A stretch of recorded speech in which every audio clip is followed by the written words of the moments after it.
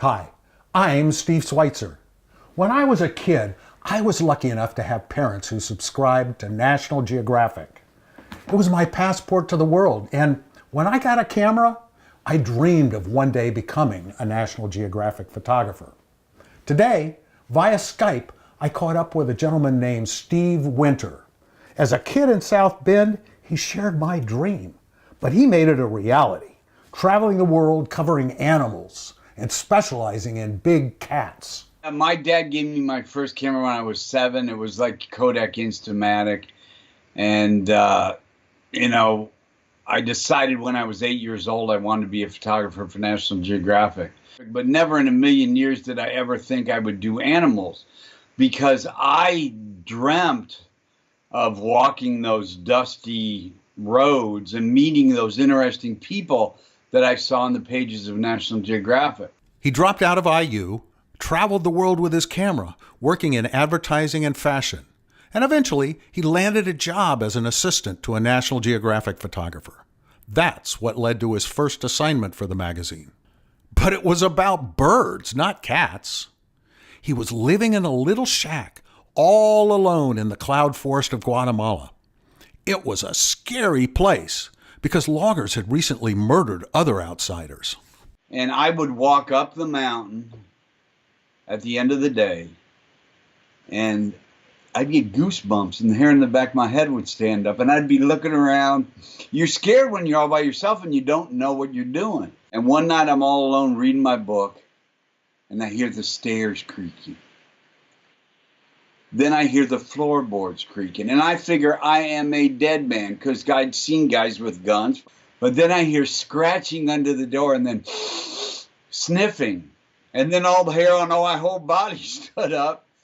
And I whacked my machete on the side of the bed just to make noise, and there was silence. Then I whistled.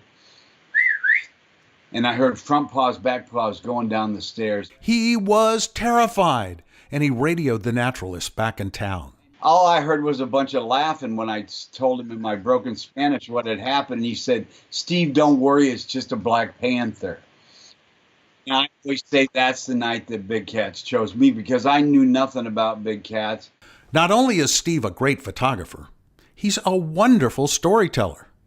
Taking his pictures and stories around the world for National Geographic is now one of his greatest passions. I was the first one to sell out the Sydney Opera House, or Big Cats did, because they weren't coming to see me, they were coming to see Nat Geo and Big Cats. If you're wondering about whether you want to buy a ticket to this, ask yourself, have you ever wanted to be a National Geographic magazine photographer? If the answer is yes, or you ever even thought about it, that's what my show is about. You can check National Geographic's website to see if Steve is bringing his presentation to a venue near you. It's called On the Trail of the Big Cats. Go to events.nationalgeographic.com and click on the Talks tab. Steve's presentations are filled with wild stories, and he reveals some of the secrets behind his most memorable shots. For example, he often isn't behind the camera when the shutter clicks. He uses what's called camera traps. They're carefully placed in locations where he expects the big cats to visit. The trap senses the cat's movement and snaps the picture.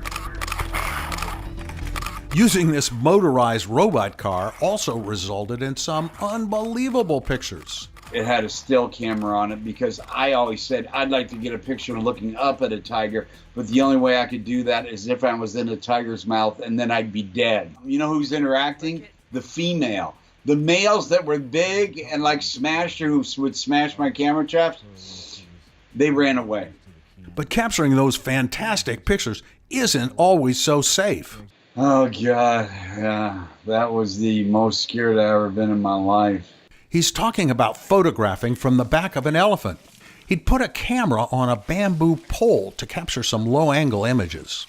It turns out that rhinos don't like cameras on bamboo poles. Rhinos have teeth this big. And the rhino came after us, and it chased us. The elephant did a 180. The guard lost his gun. And we're like being on horseback galloping across the field, but on an elephant, with the rhino jumping up at the guard who's jamming the bamboo pole. The rhino bites the elephant on the left-hand side. The elephant goes right. I fly out of the seat. My fingertips just grabbed a hold of it, and that's the most scared I've ever been in my life. The elephant was fine. And in spite of that, he still loves working for National Geographic. What's the best thing about working for National Geo? It's to realize your dream and to be able to show the incredible world in which we live to the readers of National Geographic. You know, if we can save big cats, we can help save ourselves. So, trying to tell these stories. For Great Day TV, I'm Steve Sweitzer.